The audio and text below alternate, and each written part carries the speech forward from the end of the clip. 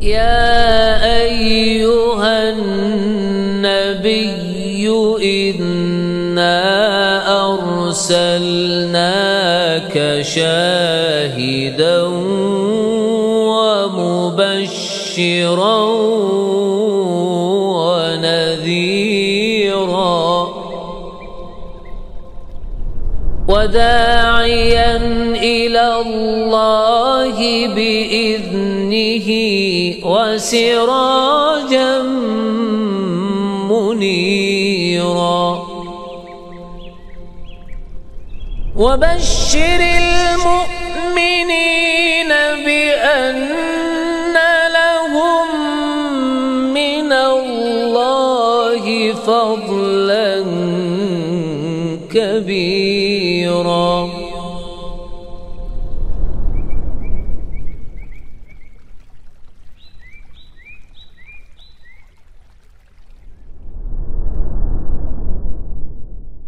بسم الله الرحمن الرحيم. السلام عليكم ورحمة الله وبركاته.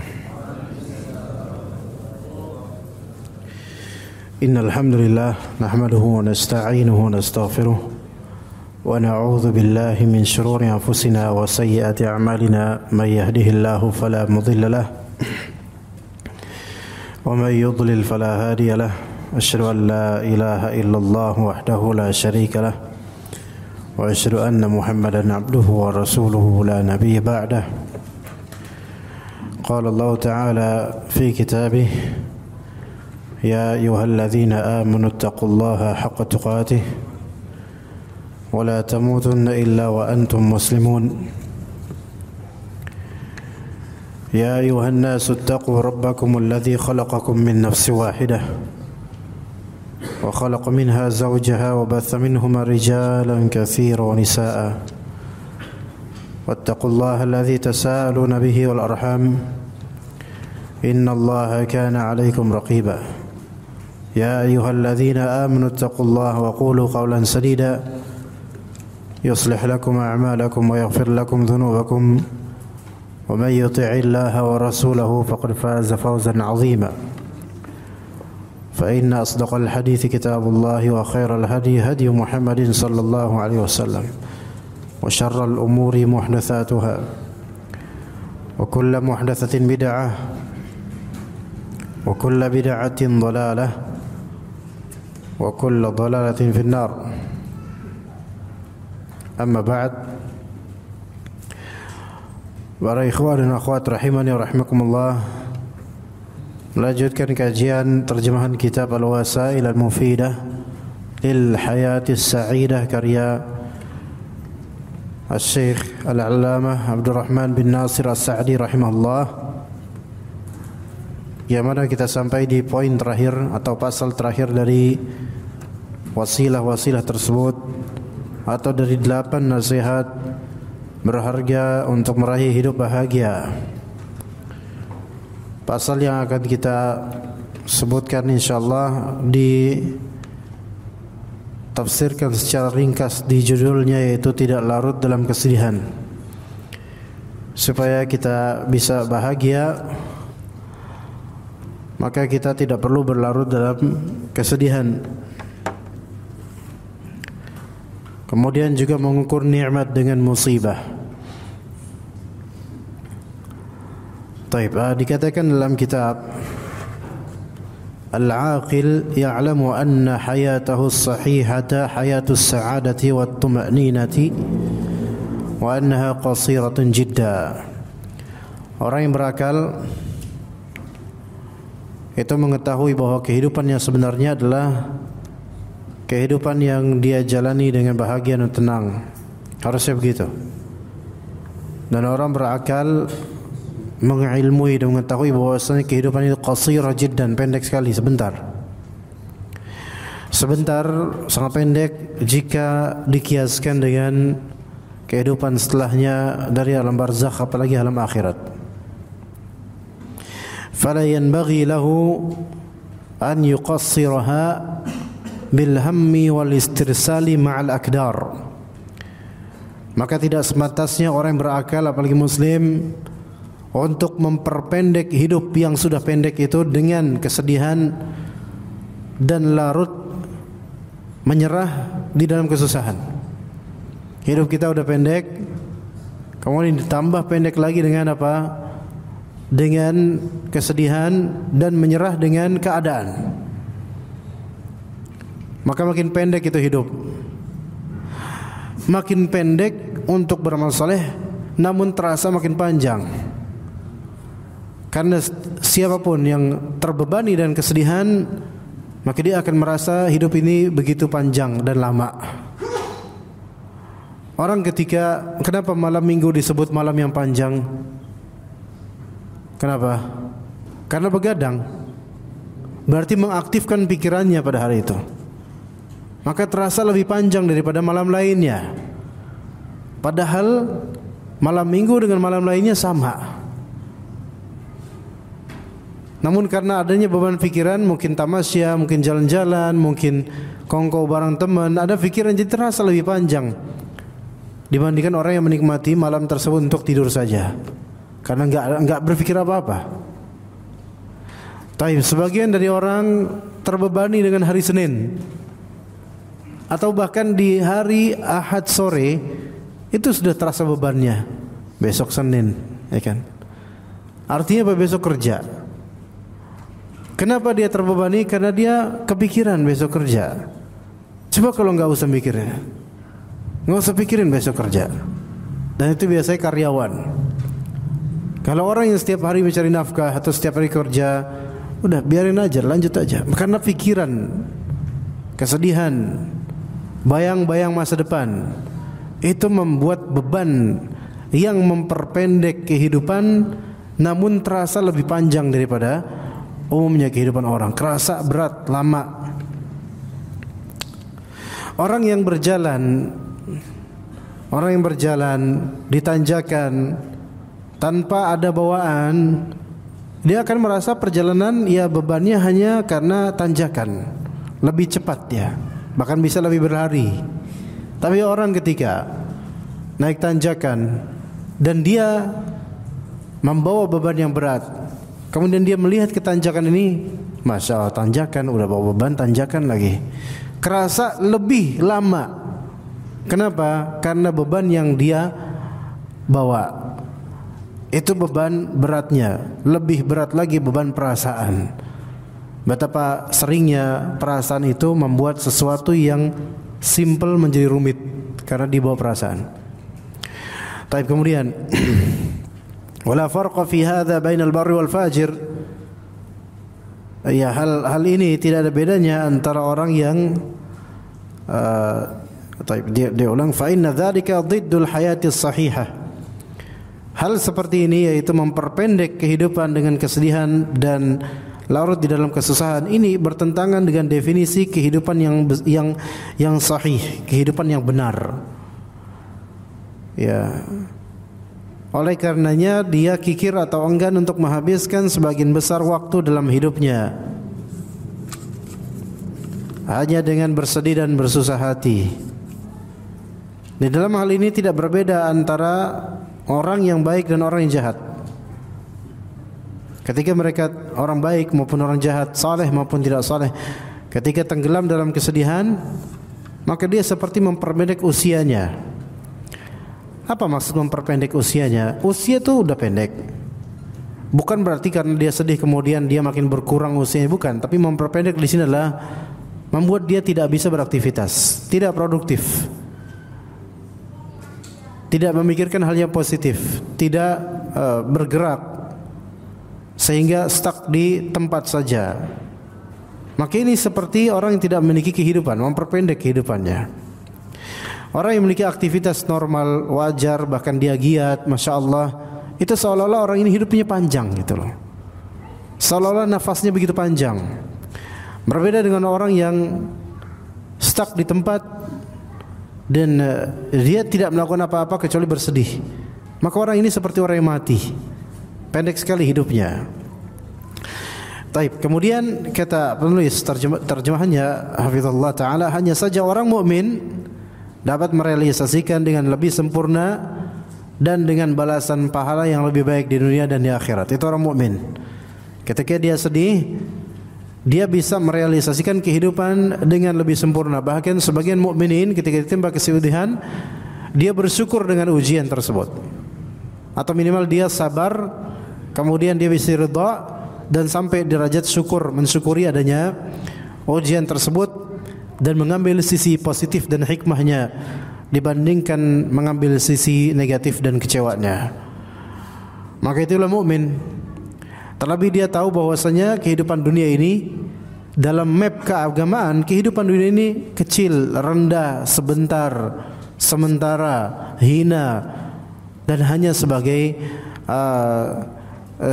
jembatan. Seseorang ketika dia berada di jembatan dan memperlama jalannya di jembatan dengan kesedihan, itu akan berisiko buat dirinya. Melainkan khalas, ketika memang sudah hanya sekedar lewat, numpang lewat di dunia, lakukan hal-hal yang positif saja sudah. Karena tujuan kita bukan di sini. Kehilangan akan dunia itu bukan kehilangan segalanya. Tapi ketika seseorang merasa dunia ini hilang, dunia hilang, seolah kehilangan segalanya, maka dia akan lebih kehilangan di akhirat nanti. Karena dunia ini kecil. Kalau yang kecil saja kita rasa kehilangan yang kecil saja sudah kehilangan segalanya, maka apalagi lagi dengan kehilangan yang lebih besar, yaitu akhirat. Kata Nabi SAW, kun fid dunya ka'annaka gharib aw 'abiri sabil. Jadilah engkau di dunia ini seolah-olah engkau adalah gharib. Gharib itu orang asing, stranger. Aw 'abiri sabil, atau orang yang sekadar abir. Abir itu numpang lewat di jalanan. Jadilah seperti itu. Dari sisi apa? Kenapa Rasulullah SAW mengkiaskan posisi kita atau status kita di dunia, jadilah seperti orang yang asing, gharib, dan abir atau abir sabil, yaitu seperti orang yang sedang numpang lewat, numpang nyebrang. Dua status ini, atau dua orang ini, atau dua sifat ini, sifat gharib dan sifat abir sabil, ada kesamaan dan common sense, yaitu apa? Satu, merasa bahwasanya ini bukan tempat tujuannya, itu satu. Bukan tempat tujuan atau rumah aslinya, itu satu. Ya. Sehingga merasa asing dengan ini semua. Ini bukan tempat saya. Ya, itu satu. Ketika tahu itu bukan tempat saya, maka sifat kedua yaitu tidak mau berlama-lama di sini. Itu kedua. Ya, dunia ini bukan tempat asal kita, bukan tempat tujuan kita pula. Sehingga kita itu enggak ada cita-cita untuk berlama-lama di dunia. Makanya dilarang atas kita untuk memohon kepada Allah agar dipanjangkan umurnya belaka. Itu enggak boleh. Enggak boleh.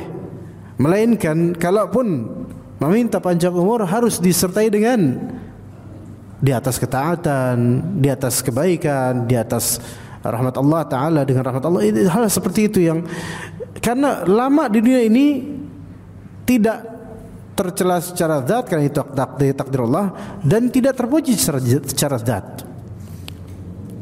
Orang kalau sudah tua, kenapa antum tua Pak? Ya enggak apa-apa takdir. Apakah ketika orang ini tua berarti terpuji? Enggak mesti.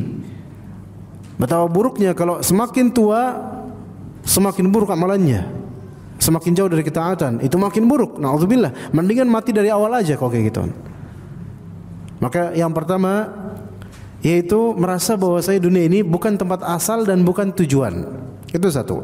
Sehingga ketika kita merasa asing di suatu tempat atau kita sekedar lewat di jalanan, sehingga kita itu tidak punya harapan, tidak bercita-cita untuk berlama-lama di sini. Antum kalau misal di suatu tempat yang asing bagi antum, bukan home, bukan rumah antum, ya, melainkan keluar kota, dinas atau mana. Ketika antum merasa asing, antum tidak akan merasa betah selalu padanya. Suatu saat saya akan kembali. Itu satu. Sehingga enggak ada cita-cita untuk berlama-lama di sini gitu loh. Karena ini tidak feels like home gitu. Tidak terasa seperti rumah. Ketika kita tidak merasa sesuatu itu seperti rumah, maka kita tidak akan merasa nyaman dengannya, berlama-lama dengannya, tidak. Ya, jadi merasa asing. Tadi yang pertama apa? Merasa ini bukan tempat asal dan bukan tujuan, kemudian tidak bercita-cita untuk berlama-lama padanya. Ya. Dan ketika kita di tempat yang asing atau di tempat yang sekadar kita lewat, yang ketiga, kita akan merasa waspada. Iya, pasti gitu. Antum bandingkan antum di rumah dengan antum di jalan raya, lebih waspada apa? Lebih merasa waspada di jalan raya. Karena antum hanya sekedar lewat jalan raya. Ada di antara antum enggak yang tinggal di jalan raya? Gembel berarti antum. Di sini jalan raya, antum cuma lewat doang. Pasti ada waspada. Naik motor, naik mobil, jalan kaki, nyebrang, pasti lihat-lihat, waspada. Khawatir ada yang menabraknya atau ada apa. Selalu harus waspada. Begitulah dengan dunia yang hanya sebatas kita lewat saja. Harus waspada di dunia ini, begitu. Kemudian orang yang ketika berada di tempat yang asing, dia sisi awareness-nya dan kewaspadaannya itu mesti lebih ditingkatkan dibandingkan dia di homeland dia atau di rumah dia, karena di tempat asing. Iya, betul atau tidak? Betul. Bahkan di masjid sekalipun, contoh, antum biasa di Masjid Al-Ikhlas ngaji dan sholat rutin di sini, selalu di sini. Ketika antum suatu ketika ke tempat lain atau masjid lain, misal ke Istiqlal, ada tingkat awareness yang lebih tinggi dibandingkan antum ke sini. Kenapa? Karena ini anak tidak terbiasa di sini. Tuh, padahal sama-sama bukan rumah asli, gitu kan? Tapi ketika itu sesuatu yang asing, belum terbiasa di situ, maka apa? Maka tingkat awareness-nya itu sangat tinggi, lebih tinggi.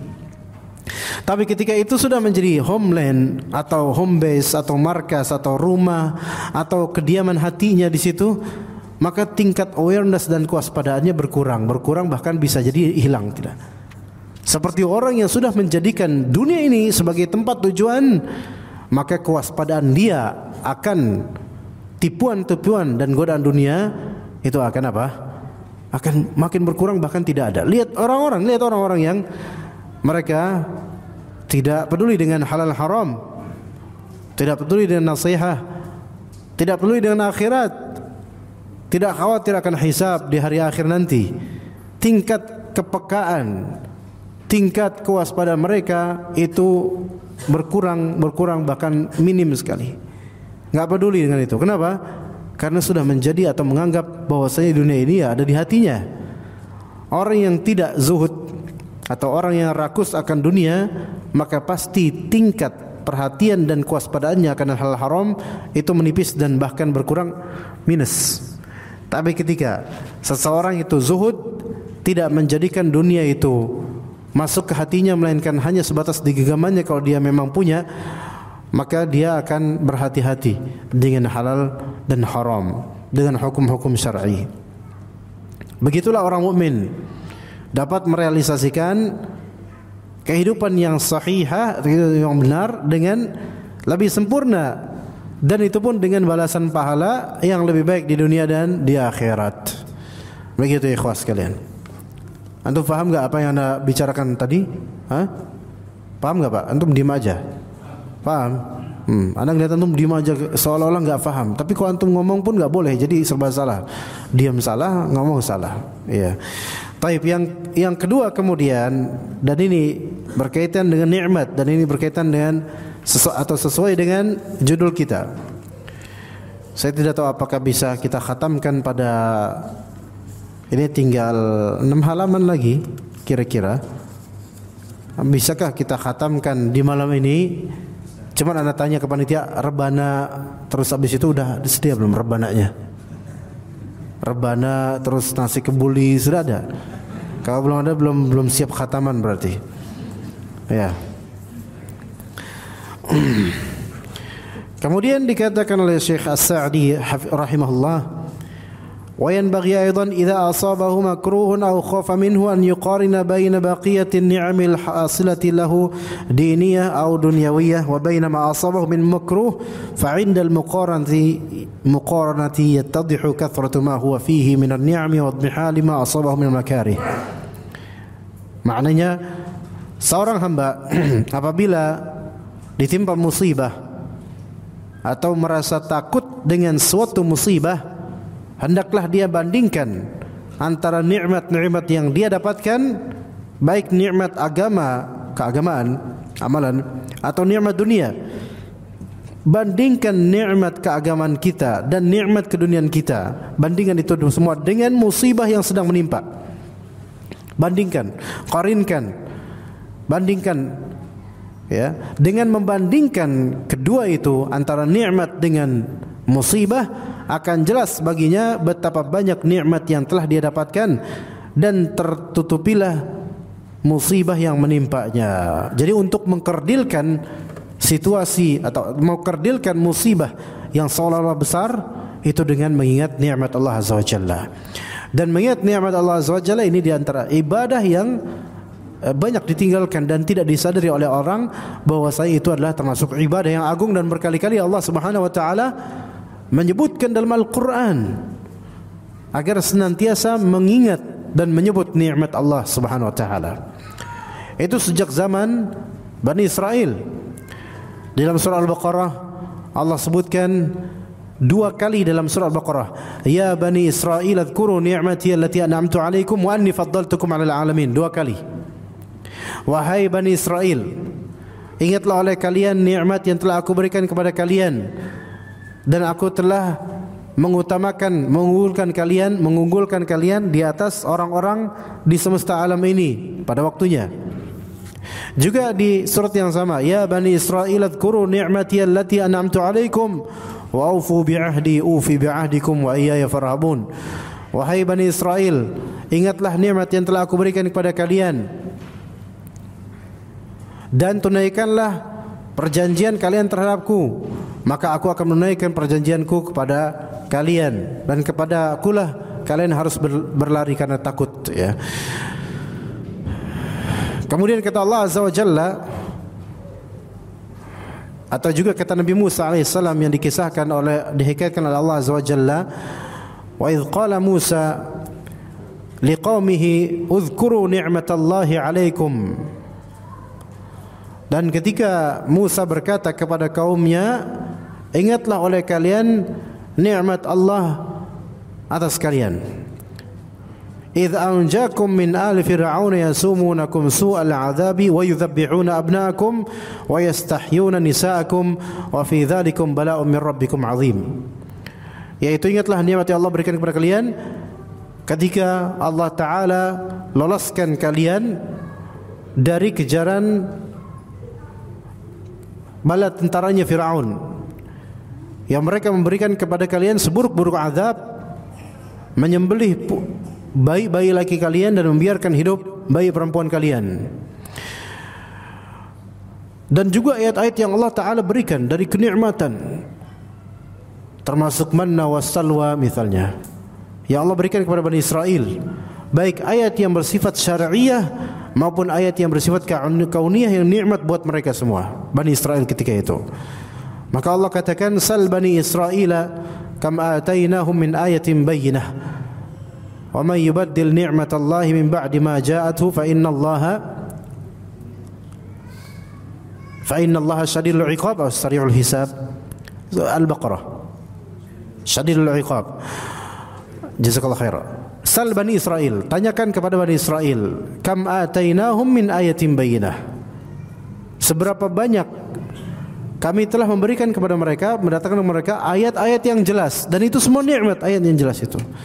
Dan barang siapa yang mengganti nikmat Allah, nikmat dari Allah Subhanahu wa taala, maka sesungguhnya Allah Subhanahu wa taala sangat keras azabnya. Dan Allah Subhanahu wa taala menyeru manusia untuk mengingat nikmatnya. Ya ayuhan nasu dzkuru ni'matallahi 'alaikum hal min khaliqin ghairullahi yarzuqukum minas sama'i wal ard la ilaha illa huwa fa anna tufakun. Wahai manusia sekalian, ingatlah oleh kalian nikmat Allah atas kalian. Apakah ada pencipta selain Allah yang merizkikan kalian dari langit dan dari bumi? Apa maksudnya merizkikan kalian dari langit dan bumi? Itu air. Air itu nikmat dari Allah Azza wa Jalla yang banyak terlupakan. Air, nikmat dari Allah. Nikmat yang tanpa air antum mati, kita semua mati dengan izin Allah. Dari langit dan dari bumi. Allah Subhanahu wa taala berkali-kali menyebutkan dalam Al-Qur'an air dari langit dan air dari bumi. Yang dengannya bumi ini menjadi disertai diliputi kehidupan baik tumbuhan maupun binatang dan manusia. Air dari langit, wa anzalna minas samaa'i ma'an fa akhrajna wa anzala minas samaa'i ma'an fa akhraja bihi minats thamarati rizqan lakum. Dan dia, yaitu Allah Ta'ala telah menurunkan dari langit air dan mengeluarkan dari tanah, kemudian dengan air tersebut apa? Tumbuhan sebagai rezeki buat kalian, dan thamarat yaitu buah-buahan sebagai rezeki buat kalian. Kemudian juga Allah Subhanahu wa taala menyebutkan dalam surat Abasa dan An-Nazi'at, sebelum Allah Ta'ala menyebutkan fa idza ja'atis sakh fa idza di An-Nazi'at fa idza ja'atit tammatil kubra, di surat Abasa fa idza ja'atis sakhah. Apa sebelumnya? Sebelumnya Allah Subhanahu wa taala menyebutkan tentang air, rezeki tentang air dari bumi. Kemudian Allah Subhanahu wa taala tumbuhkan, wambatna fiha habba wa 'inaba wa qadba wa zaituna wa nakhla wa hadaiqa ghulba wa fakihata wa abba mata'an lakum wa li'an'amikum. Kenikmatan semua itu masyaallah. Yang mana pernah Anda sebutkan di sini ikhwas sekalian, bahwasanya nikmat dari Allah Ta'ala terbagi menjadi dua, yaitu nikmatun yatlubuhu insan dan nikmatun tatlubul insan, atau rizki. Ya, rizki itu nikmat. Rizki terbagi menjadi dua, rizqun yatlubuhul insanu dan rizqun yatlubul insana. Rizki yang pertama, rizki yang dicari oleh manusia, seperti kita mengais rizki, mencari rizki, mencari makan dan seterusnya, mencari uang, mencari rizki. Yang kedua, dan ini yang lebih banyak, yaitu rizki yang mencari manusia, rizki yang mencari sasarannya. Dan boleh dikatakan hampir keseluruhan rizki adalah yang nomor dua, yaitu rizki yang mencari pemiliknya, rizki yang mencari orang yang Allah Subhanahu wa taala takdirkan untuk mendapatkannya. Contoh makanan, ikhwan. Makanan. Taib. Nanti ada gorengan enggak? Enggak ada. Ada rencana ada. Taib gorengan. Karena biasanya setelah antum pada pulang DKM makan gorengan biasanya. Antum enggak dikasih. Iya. Gorengan apa? Misalnya bakwan. Apa komposisi bakwan nih, kawan? Enggak, pisang goreng aja, pisang goreng biar lebih cepat lah. Pisang goreng. Ya, itu pun enggak semua pisang, tapi pisang goreng. Pisangnya dari mana? Coba. Antum makan pisang nanti, para DKM panitia makan pisang. Ya, pisang dari pohon, Anda juga tahu. Bukan maksudnya itu, ya dari pohon, benar, sahih. Insyaallah jawabannya cerdas banget, masyaallah. Ya, di sini pisang, antum beli pisang. Oke, panitia bawa pisang, dibawakan semua panitia, alhamdulillah. Pikirkan coba, pisang itu, ya, ini pisang, rezeki ini yang Allah takdirkan datang ke kita gitu loh, datang ke orang yang bakal makan. Dia datang dengan cara yang Allah Ta'ala terapkan di takdirnya gitu, dengan kronologi yang Allah Ta'ala tanfiz, yaitu yang Allah Ta'ala operasikan. Kalau pikir-pikir misalnya, kita susah juga bertanya pada pisang, kita nggak tahu nih pisang kamu dari mana. Kita tanya ke pedagangnya juga, pedagang nggak tahu dari mana pisang. Saya cuma beli dari pasar. Taib, dari mana? Coba ditelusuri. Ayo kita telusuri pisang yang tadi kita makan. Coba misalnya nanti tolong ditelusuri ya. Ya, biaya tahu sendiri. Pisang, makan pisang. Ini beli di mana pisang nih? Itu di tukang gorengan pinggir kali misalnya. Oh, ya udah mau datangin. Pak, ini pisang dari mana, Pak? Pas masih belum jadi gorengan, pisangnya dari mana? Dari buah pisangnya. Dari pasar. Sebelah mana Pak tokonya? Tuh sebelah sana di ruko sana. Di pasar ini. Datengin. Pak, ini pisang ngambil dari mana? Oh, dari distributor. Di mana distributornya? Itu di situ. Tanya lagi. Pak, distributor ini dari mana pisang-pisang yang biasa didistribusikan ke pasar ini? Orang-orang 4 orang yang kita tanya itu mereka juga bingung, apa urusan lo sih? Apa sih nanya pisang? Tapi kita pengen tahu gitu kan. Distributor ini bilang, oh ini dari Bandung, di sebuah kebun di Bandung gitu. Saya distribusin dari situ. Oh, bisa minta alamatnya Pak? Bisa, oke. Di mana? Oh, di sini, petak sini. Petaninya ini namanya, ini nomor HP-nya. Datang safar demi mengetahui jejak pisang. Dulu ada sinetron atau seri namanya Jejak Rasul, ini jejak pisang. Ya kemudian datang ke sana, kemudian Pak, mohon maaf nih, pisang yang saya makan dengan kronologi seperti ini, itu pohonnya sebelah mana? Kira-kira apa jawabannya? Bingung gitu kan petani. Ini orang kota kok kayak gini ya pikirannya, kok kayak gini ya? Apa udah nggak waras ya? Tapi kalau kita telusuri capek, itu baru satu kenikmatan loh. Kenikmatan makan pisang goreng yang disediakan gratis oleh panitia. Makanya antum kalau misalnya mau dapat pisang goreng, jangan langsung pulang. Iya. Cuma repotnya nanti limited pisang gorengnya, ya. Nggak cepet-cepet pulang aja biar anak dapat nanti. Jadi kalau antum nanti banyak, nanti anak nggak dapat lagi, ya. Udah ngomong gini, taunya nggak dibeli pisangnya nanti, ya. Ya kalau nggak dibeli berarti bukan rezekinya kan. Coba kalau antum kronologikan seperti itu, capek antum. Makanya sekarang di sini lihat. Ada kata Allah, wa in ta'uddu ni'matallahi la tuhsuha. Jika kalian menghitung nikmat Allah, maka kalian tidak akan mampu menghimpunnya. Nah, pertanyaannya, nikmat itu bisa dihitung atau tidak? Jawab. Anda pengen 3 orang jawab dan mempertanggungjawabkan jawabannya. Anda pengen dari blok ini siapa yang mau jawab? Nikmat itu bisa dihitung atau tidak? Ayo saya langsung. Enggak apa-apa. Jangan takut. Enggak ada hadiahnya beneran, enggak ada. Ayo. Pisang kok pisang lagi kok apa namanya? Nikmat itu bisa dihitung atau tidak? Satu orang aja? Tidak bisa dihitung. Dari blok ini, fadhal. Nikmat bisa dihitung atau tidak? Tidak. Oke, dari blok ini nikmat bisa dihitung atau tidak?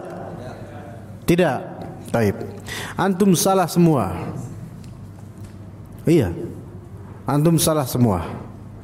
Nikmat itu bisa dihitung. Namun nikmat tidak bisa dihimpun.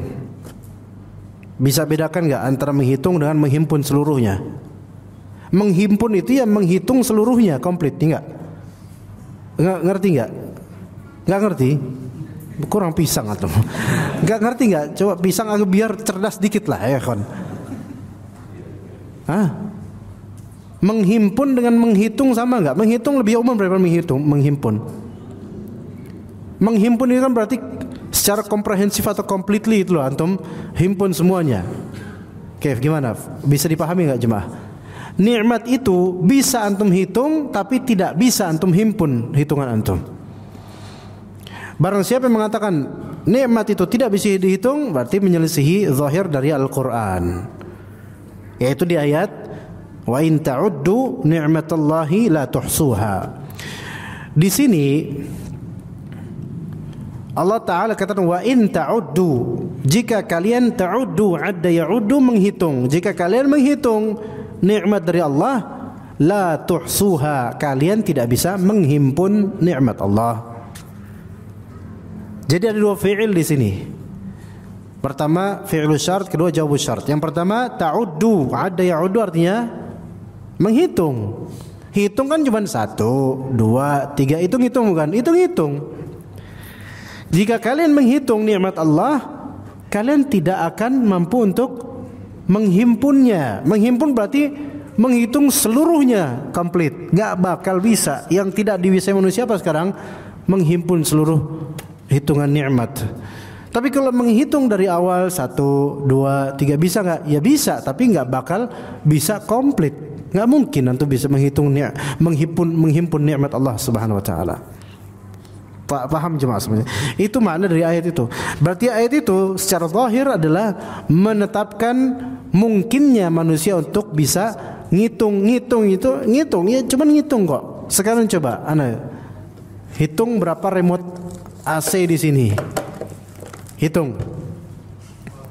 4. Masya Allah, luar biasa antum, pinter. Masya Allah, 4. Hitung. Antum telah menghimpun belum di sini? Belum, karena bisa jadi ada yang dicadangkan, ya kan?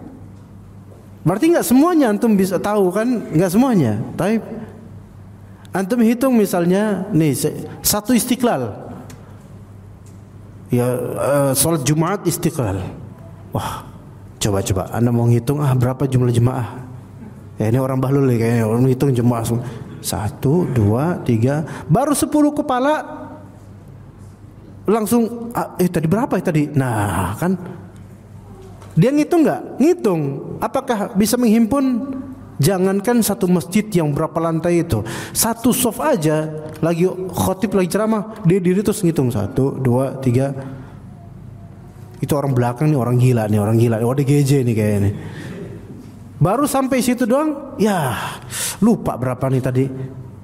Itu baru orang yang kepalanya kelihatan, yang mungkin sih bisa aja dihimpun semuanya kalau ya tapi nggak mungkin sih, susah ya, karena satu soft 2 soft aja dia hitung khutbah selesai. Tapi secara logika kalau misalnya bisalah dengan CCTV atau apa dihimpun, bisa, mungkin. Lah sekarang nikmat. Makanya Allah Ta'ala menetapkan mungkinnya manusia berusaha menghitung tapi nikmat Allah, tapi tidak bisa menghimpun nikmat Allah. Kalau misalnya menghitung nikmat Allah tidak mungkin, lantas mengapa Allah Subhanahu wa taala memerintahkan kita untuk mengingat dan menyebut nikmat Allah? Berarti nikmat bisa dihitung, tapi ya segitu aja yang bisa antum ingat atau yang antum tahu bahwa itu nikmat. Begitu. Coba sekarang hitung berapa nikmat yang Allah berikan pada 1 detik lalu. Bisa nggak tuh hitung? Pendengaran 1, penglihatan 2, napas 3, apa lagi? Terus ada suara keroncongan perut teman, berarti ini nikmat punya perut 4. Apa lagi? Nikmat duduk di kajian 5, nikmat dapat berkahnya dari kajian dari Allah Azza wa Jalla dengan ngaji. Berapa lagi? 6. Nikmat ketenangan hati 7. Sok ayo. Sebut. Bisa nggak 20? Bisa nggak 20? Mungkin nggak? Mungkin. Tapi se-20-20-nya antum, sebanyak itu antum sebutkan nikmat di detik itu, apakah udah semuanya?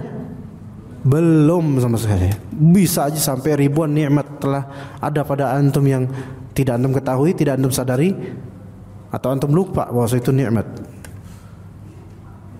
Maka ketika orang tersibukkan dengan mensyukuri nikmat, musibah itu kerdil bagi dia. Beneran loh.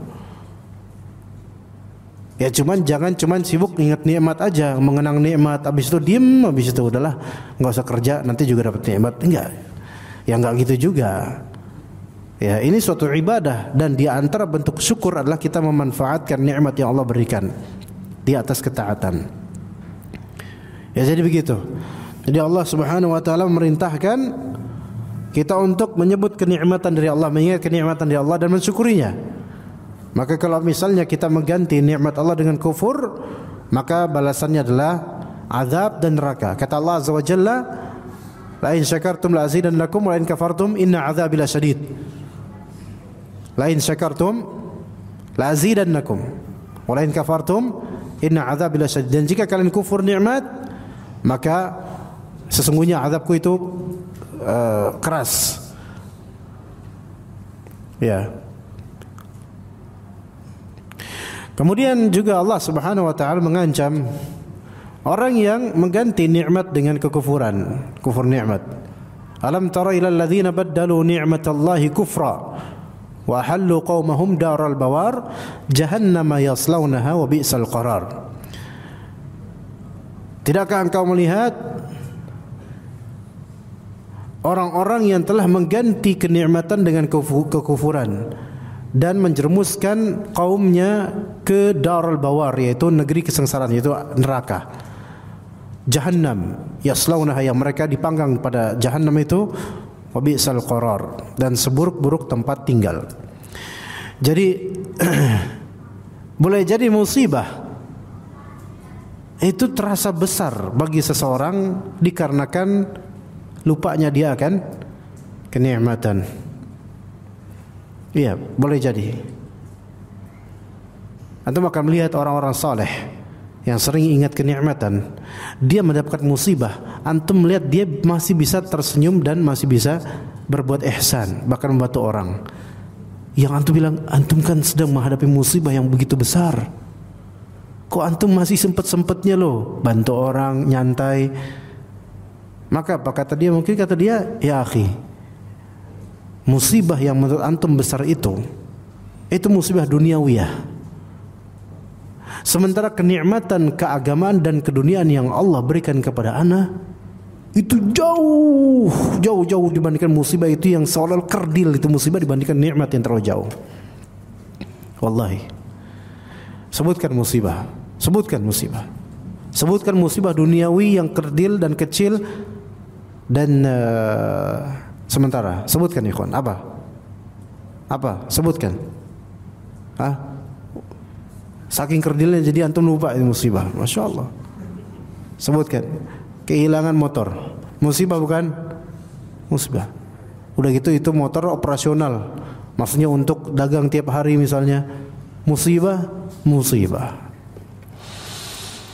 Nangis gak? Ya nangis bini antumnya gak nangis. Nangis gak kira-kira? Menyesali ya? Waduh, coba kalau tadi motornya jangan taruh sini, taruh sana. Nah mulai kan kalimat lau, seandainya membuka pintu syaitan dan membuat kesengsaraan semakin berlarut dan menyeolahkan musibah ini semakin menganga besar. Musibah hilang motor, coba malingnya itu berapa menit ngilangin motor? Bukan ngilangin, memindahkan kepemilikan. Ya, berapa lama? Sejam? Enggak nyampe semenit. Bukankah begitu Syekh Mukhlas? Iya. Enggak nyampe semenit. Dia di CCTV masjid. Waduh, kayak gitu. Enggak nyampe semenit. Musibah itu enggak nyampe semenit. Oke. Ketika itu hilang motor, khalas hilang motor. Nikmat yang antum dapatkan berapa menit? Forever, selamanya masih nikmat. Ketika musibah hilang motor itu terjadi, antum masih nafas, masih bisa kajian, masih bisa baca Quran, masih bersama orang soleh, masih sangat bisa. Itu baru satu musibah yang cuma semenit. Sementara nikmat yang Allah berikan itu selamanya sampai akhir hayat. Nah, coba kecil nggak musibahnya? Kecil nggak? Kok enggak besar karena motornya ini banyak hal. Aduh, gimana ya saja? Kalau beli secondnya pun 10 juta nih, ini salah satu. Itu satu. Kemudian ini motor kenangan 2. Kemudian ini motor buat dagang tiap hari 3. Kemudian ini motor kesayangan istri saya juga 4. Kemudian ini bakal apa kata orang nanti? Wah, punya motor nggak dijaga 5. Lihat, dari satu musibah yang kecil, gara-gara toppingnya kebanyakan, jadinya kayak gitu. Toppingnya kebanyakan topping. Apa topping? Ya kalau di makanan itu kita bilang kan ada makanan utamanya, ada toppingnya kan? Iya, bikin tambah beban nggak tuh? Nilai rupiahnya tuh tambah beban. Ya, coba ya udah, motor hilang, alhamdulillah Allah masyafa'ala. Habis itu ya udah ikhtiar Allah Taala pasti akan berikan yang terbaik, lebih baik insyaallah. Ini karena toppingnya kebanyakan. Wah, ini kan motor harganya mahal tuh, topping satu berapa rupiah tuh. Topping kedua apalagi? Topping kedua sampai dikumpulkan 10. Dan dia itu lebih mengingat kesialan yang sebenarnya itu hanya di pikirannya aja, yang belum tentu terjadi, dan tidak mengingat bahwasanya nikmat Allah yang sekarang sedang Allah berikan itu jauh lebih banyak daripada kehilangan motor tersebut. Kehilangan sementara. Itu musibah dunia itu sementara, harganya murah dibandingkan akhirat. Dan juga akan Allah berikan gantinya kalau kita husnudzon pada Allah. Tapi kalau musibah keagamaan ini baru, semua musibah keagamaan itu berat, jemaah. Sekarang kalau antum lihat, ada rekan ikhwan kita tak dulunya hijrah, ya, maksudnya meninggalkan maksiat kemudian suka ikut kajian. Dulunya itu kalau ikut kajian tazkiyatun nufus itu selalu sedia tisu misalnya supaya menampung air matanya gitu, bahkan sediakan saking tulusnya, masya Allah, ya. Tapi kemudian setahun kemudian antum lihat dia mulai futur, bergaul lagi sama teman lamanya. Akhirnya sekarang potong jenggot, pangkas jenggot, isbal lagi. Ya, dulunya pakai topi hijrah, kemudian pakai baju hijrah, ya. Sekarang lagi-lagi pakai baju metal ica, ya, metal ica lagi. Ya, lagi-lagi kembali ke genrenya dulu gitu loh. Ini kan musibah keagamaan. Berat gak ini? Berat, Pak, berat. Azan kayak azan kayak. Coba lihat. Berapa menit lagi kira-kira? 30 detik lagi.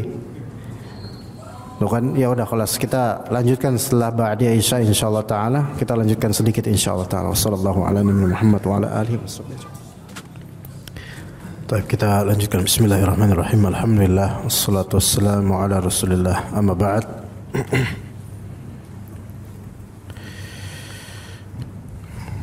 Tapi katakan oleh Syekh Abdurrahman bin Nasir As-Sa'di rahimahullah, dengan membandingkan antara musibah dan nikmat akan jelas baginya betapa banyak nikmat yang telah dia dapatkan dan tertutupilah musibah yang menimpanya. Hendaklah dia juga membandingkan antara kemungkinan bahaya yang akan menimpanya dengan banyaknya kemungkinan untuk dapat selamat darinya. Jangan sampai kemungkinan yang lemah dapat mengalahkan kemungkinan yang kuat dan banyak. Dengan demikian akan hilanglah kesedihan dan perasaan takutnya. Bandingkan kemungkinan bahaya yang akan menimpanya dengan kemungkinan yang berlawanan dengannya, yaitu kemungkinan untuk selamat darinya. Lebih banyak mana? Jangan sampai kemungkinan yang lemah dapat mengalahkan kemungkinan yang kuat dan banyak. Ya. Dan biasanya musibah itu kemungkinannya dan akan selalu berakhir. Musibah dunia akan selalu berakhir, pasti itu. Itu pasti semuanya. Dan kalaupun musibah tersebut berupa penyakit permanen, Allah Ta'ala akan gantikan musibah itu dengan hal lain yang merupakan kebaikan. Fa inna ma'al usri yusra. Maka musibah itu usr. Ya, usr, kesulitan. Dan Allah Ta'ala ungkapkan dengan ma'ah, menunjukkan adanya ilsaq. Ilsaq itu nempel. Artinya kesulitan dengan kemudahannya itu akan selalu ma'ah, selalu ada bersama. Jadi kalau kita bandingkan, kalau kita perhatikan, ketika kita mendapatkan musibah, sebenarnya ada kemudahan dari Allah Azza wa Jalla di sisi lain. Entah kemudahan untuk menuju surga, entah kemudahan untuk mengingat Allah Azza wa Jalla dengan musibah itu, dan kemudahan lainnya. Namun kerap tidak kita sadari. Maka setiap musibah itu pasti ada akhirannya dunia ini. Kalaupun terus menerus, ketahuilah bahwasanya melekat pada musibah itu ada suatu rahmat dan nikmat dan ada hikmah, ada kemudahan dari Allah Azza wa Jalla. Fa inna ma'al usri yusra, ditekankan kembali inna ma'al usri yusra.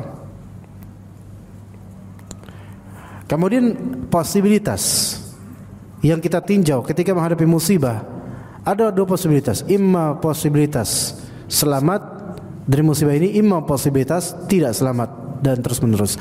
Manakah posibilitas yang absolut? Yang absolut di dunia ini segala musibah akan berakhir, itu pertama. Kemudian yang lebih dominan biasanya bahwasanya kita akan selamat dari musibah duniawiyah. Iya.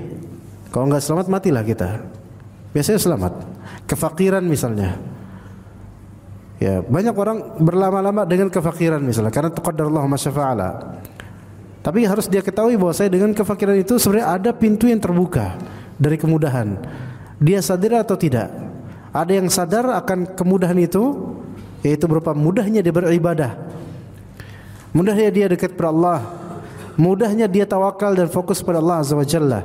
Itu kemudahan. Ada yang tahu itu, tapi tidak mau melaksanakannya. Dan ada yang enggak tahu karena kejahilan dia. Ya. Maka kata Sufyan Ats-Tsauri, boleh jadi seseorang ketika sakit itu keadaannya lebih afdal daripada ketika dia sehat. Karena ketika dia sakit, dia diingat Allah Azza wa Jalla, dekat sama Allah. Ketika dia sehat, dia lupa. Maka ini menunjukkan sakitnya memang musibah dan ujian. Tapi ada yusra, ada kemudahan di situ, yaitu kemudahan untuk mendekatkan diri kepada Allah Azza wa Jalla. Ketika di awal Covid 2020, mulai dari April, kemudian ada istilah-istilah yang ketika itu yaitu pembatasan. Nah, kita ada di rumah.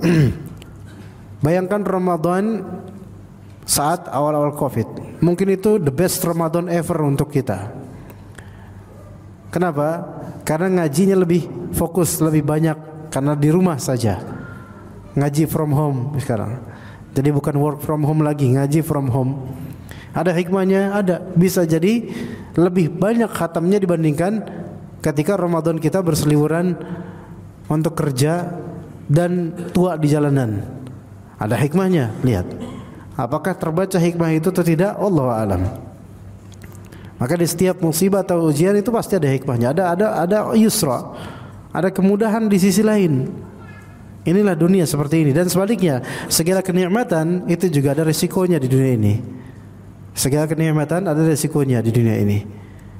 Nah, posibilitas untuk selamat ya dari musibah itu biasanya lebih besar. Anggaplah posibilitas untuk selamat itu lebih kecil secara logika. Tetapi ketika secara kemampuan dan kudrahnya Allah Azza wa Jalla, tidak ada yang mustahil.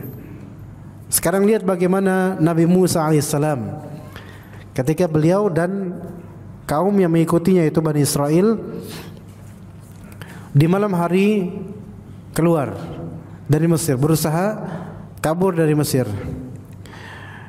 Maka minggatnya Nabi Musa dan Bani Israel ini terketahui oleh Firaun karena ada laporan dari ajudannya atau dari bawahannya. Akhirnya pergi kemana Firaun? Firaun dan Nabi Musa alaihissalam dicari di santer Mesir. Terketahui Nabi Musa alaihissalam ke pantai, ke arah Filistin, ke arah Palestina. Ke pantai, kan di Mesir, mau nyebrang lautan gitu, mau ke pantai ke situ. Kemudian di pantai ternyata Firaun dan bala tentaranya sudah terlihat dan mau gimana lagi? Ya, tampak itu Firaun dan bala tentara sudah tampak. Ini sebagaimana di surat Asy-Syu'ara ayat ke-61. Falamma tara al-jam'an. Ketika dua kelompok ini saling melihat satu sama lain, yaitu kelompok Nabi Musa dan Bani Israel dengan kelompok Firaun dan bala tentaranya. Saling melihat berarti Nabi Musa dan muslimin dari Bani Israel itu di belakang mereka apa? Lautan. Di hadapan mereka itu terhampar dan kemudian terlihat tentara Firaun. Firaun dan tentaranya menghadapi Nabi Musa dan kaumnya. Tentara Firaun melihat, oh itu Musa dan kaumnya, di belakang mereka lautan. Where to go? Mau pergi kemana? Mau pergi kemana, ikhwan? Depan salah, mundur salah, kanan kiri sama aja. Udah kelas. Maka apa kata Bani Israel ketika itu, orang-orang yang mengikuti Nabi Musa? Qala ashabu Musa inna lamudrakun. Kata ashabu Musa, wes lah mati wes lah. Apa inna lamudrakun itu apa? Wes kena lah. Wes motiar lah ya. Udahlah, inna lamudrakun. Mudrak yaitu kita akan kena udah. Mudrak kita udah kena, udah habis lah. Matilah aku gitu loh. Udah habis. Karena mereka pakai logika belaka gitu loh. Apa kata Nabi Musa alaihissalam kemudian? Qala kalla. Berkata Nabi Musa alaihissalam, kalla. Apa kalla artinya? Sekali-kali tidak. Anak enggak, I don't think so. Wah, kena lah kita, sekali-kali tidak. Kan orang enggak ngerti apa sekali-kali tidak. Berkali-kali enggak terjemahannya bukan, tafsirannya enggak seperti itu. Enggak. Coba, apa kalla tadi, apa tadi? Enggak, tadi jawabannya apa tadi? Kalla apa tadi yang tu jawab? Kalla. Ana jawab lagi kan antum, kalla. Ya, kalla apa artinya? Sekali-kali tidak. Kalla. Sekali-kali tidak. Gitu jawabannya. Antum tahu enggak ketika antum jawab sekali-kali tidak, ana jawab lagi sekali-kali tidak. Bingung enggak? Enggak. Nah, sini kalla ini bukan sekali-kali. Iya, di terjemahan Indonesia di Al-Qur'an terjemahan sekali-kali tidak. Tanya penerjemahnya, Pak, sekali-kali tidak apaan, Pak? Emang berapa kali, Pak?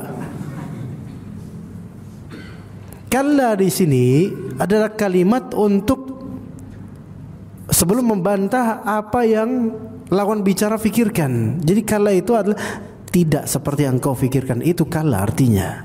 Enggak seperti itu kalla artinya. Adapun mungkin lafal sekali-kali tidak, ini lafal yang mungkin puitis, arkais dan mungkin agak lampau gitu ya. Jadi orang sekarang kalau dibilang sekali-kali tidak, ya bingung lah. Coba.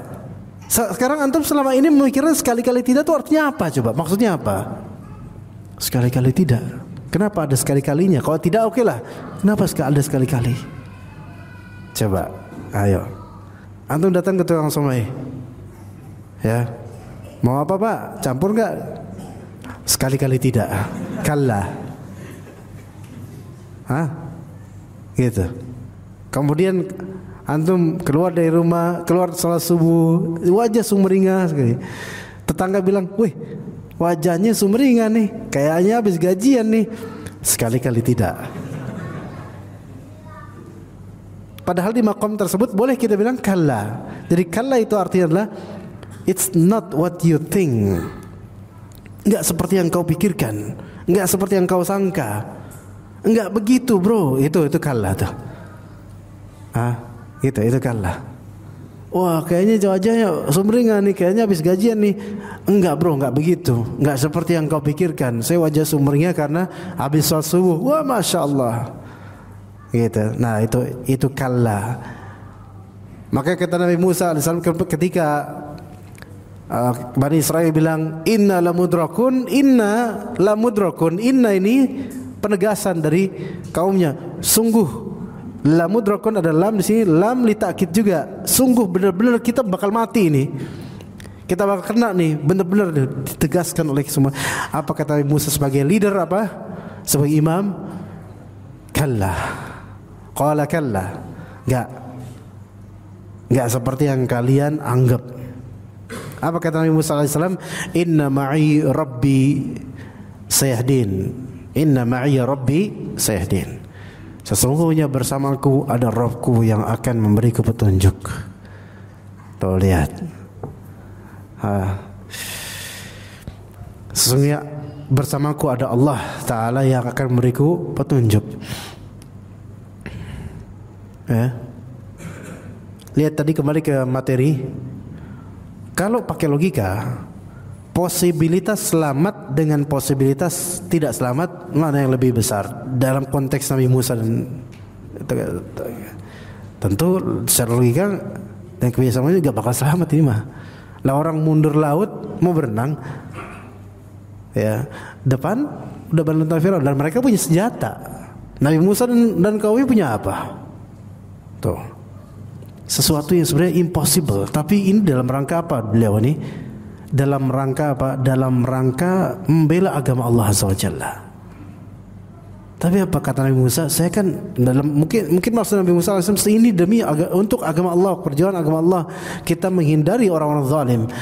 Maka kalla.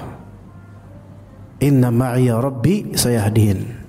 Ada Allah Ta'ala yang akan beriku petunjuk. Apa petunjuknya kemudian? Fawahayna ila Musa an yadrib bi'asakal bahr. Yaitu kami wahyukan kepada Nabi Musa alaihissalam untuk memukul laut itu, air laut dengan bahar. dengan tongkat. Ya, maka kemudian terbelah itu, terbelah. Logis nggak secara logika manusia? Ya mana mungkin itu? Ya, tapi itu terjadi. Kita wajib mengimani. Kadangkala kita dalam kondisi terjepit dan tersempitkan, dan secara logika udahlah kita nggak bisa apa-apa. Tapi ketika kita yakin bahwasanya segala kemungkinan itu ada pada Allah, maka udah serahkan kepada Allah. Bismillah ya Allah, saya serahkan kepada Engkau. Ternyata ada kemudian jalan yang nggak pernah dia sangkakan. Kok bisa? Ya, jadi kalau sekarang ada yang sedih luar biasa, nggak ada jalan keluar, sesungguhnya jalan keluar itu ada pada Allah. Dan secara logika nggak mungkin jalan keluar. Dengan banyaknya hutang, banyak ini tuntutan dan seterusnya. Ya udahlah, nggak bisa nih. Kata istrinya, udahlah mas, kayaknya kita harus pisah mas. Jangan, kalla. Iya, kalla. Jangan. Ya, udahlah mas, pisah aja mas. Kayaknya kita nggak bakal bisa membangkitkan ekonomi lagi gitu. Mungkin pisah menjadi lebih baik. Kalla, enggak. Ya, walaupun ya kalau pisah pun saya senang, bisa cari yang lain kan, alhamdulillah. Tapi kalla, ya, enggak. Harus husnuzan sama Allah. Allah Ta'ala akan memberikan petunjuk, gitu ya. Sekarang ada nggak di antara antum yang nggak punya duit, ikhwan? Coba angkat tangan. Kalla. Tidak seperti yang kau pikir. Anda nggak mikirkan apa-apa tentang antum. Ngapain mikirin antum? Allahul musta'an. Kayak pikiran lain. Ya. Tapi coba nggak punya duit, kemudian bingung mau ngapain, datang ke kajian, ini jawabannya. Enggak. Ini enggak jawabannya. Jawabannya ini. Apakah Anda menjawab antum dengan sedekah Anda? Kalla. Enggak bakal. Anda juga butuh duit sama kayak antum. Tapi jawaban ini jawaban untuk semua masalah antum sebenarnya. Bukan masalah duit aja, semua masalah antum apapun itu. Inna ma'iya rabbi sahidin. Ada Allah yang akan berikan antum petunjuk, gitu. May yahdillah fala mudhillalah. Barang siapa yang Allah berikan petunjuk, enggak bakal dia sesat. Maka minta petunjuk sama Allah. Tahajud yang benar, salat yang baik, doa dalam sujud antum, doa di kesendirian, doa minta sama Allah. Allah yang kasih antum petunjuk. Dan sesungguhnya antum hadir ke kajian ini sudah hidayah. Dan antum mendengar jawaban tadi, itu hidayah yang besar atau gerbang hidayah buat antum. Ya maka alhamdulillah, bahagia gak antum dengar jawaban ini? Khalas bahagia ikhwan. Bahagia enggak bahagia dengar jawaban kalla ma'iya rabbi kalla inna ma'iya rabbi sayadin. Itu jawaban dari Nabi Musa alaihissalam terhadap Bani Israel, yang mana itu udah kemelut sekali, sudah khalas. Secara logika gak mungkin. Sedangkan musibah yang kita menghadapi sekarang, secara logika masih bisa kita menghadapinya dan melewatinya.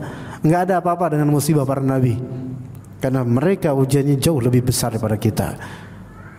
Ya, dan mereka dengan seberat ujian itu Allah yang membimbing mereka. Maka kita pun dibimbing oleh Allah kalau kita menyerahkan perkara kepada Allah Subhanahu wa taala. Semoga bagi yang di sini jemaah yang sekarang sedang ada problematika pikiran, keluarga, ekonomi, sosial, pribadi, dosa-dosa dan semisalnya, ada masalah, semoga segera Allah Subhanahu wa taala uraikan masalah itu dan hilangkan, sehingga bisa hidup berbahagia sebagaimana alhamdulillah keumuman dari kita semua sekarang sedang berbahagia. Semua dari kita punya luka, punya rasa tidak enak, punya musibah, punya pikiran, punya beban. Tapi ketika kita yakin pada Allah Azza wa Jalla, bahagia insyaallah. Ya, semoga Allah Ta'ala bahagiakan kita di dunia dan di akhirat. Wassallallahu ala nabiyina Muhammad wa ala alihi wa sahbihi ajma'in. Subhanakallahumma bihamdika asyhadu an la ilaha illa anta astaghfiruka wa atubu ilaik. Wassalamualaikum warahmatullahi wabarakatuh.